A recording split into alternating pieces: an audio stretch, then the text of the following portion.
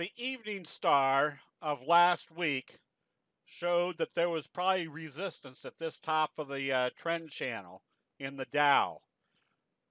The fact that they did an evening star and then closed below the T line was a good indication that a downtrend might be in progress. Today's trading, as can be seen, opened lower, traded down, and used the 34 EMA as a support and traded higher.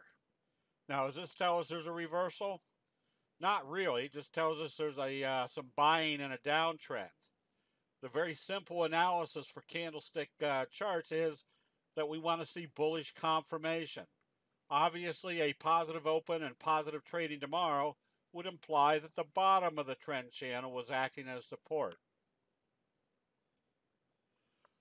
Another strong sell signal in the NASDAQ, the bearish best friend signal, where you have a doji gap down, and notice how it gapped down through the T line and closed below the 50, told us there was a downtrend in progress. We're not quite in the oversold area. We had a doji today, which doesn't stop the fact that there might not be a bounce, but as of right now, there is nothing showing that there's any major confirmed change of investor sentiment. Out of the 12 major signals, the kicker signal is one of your strongest, even though they all work extremely well. As you can see in our recommendation to buy puts or go short on F5 was based upon the kicker signal, which is where they open it here and close it here bullish. The next day they gap it down below the previous day's open and go the opposite direction, basically kicking the investor sentiment the opposite direction. These create very powerful downtrends, and it doesn't take much to confirm the downtrend is moving in the right direction. However, our recommendation to go long on SGH on positive trading today was negated, even though this was a very powerful reversal signal. The fact that they opened it lower and they could never get it back up through the close of Friday, and they kept selling it off, basically keeps you out of a bad trade situation when there is no confirmation to that trade.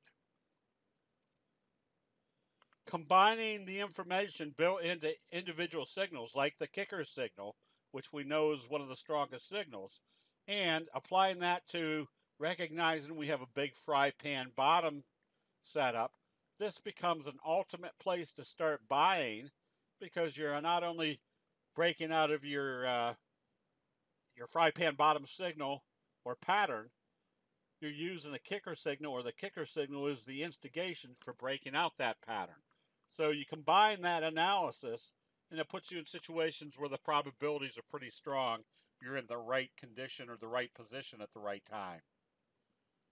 Candlestick analysis can be applied to any trading entity. We can see crude oil prices are still in an uptrend as long as they stay above the T line. This allows investors to make more valuable assessments as to which sectors are acting the strongest.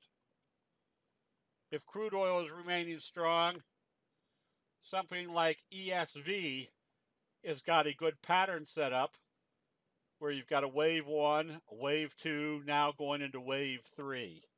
Again, this is not rocket science. This is merely identifying what human nature does time after time. That'll be it. We'll see you in the chat rooms.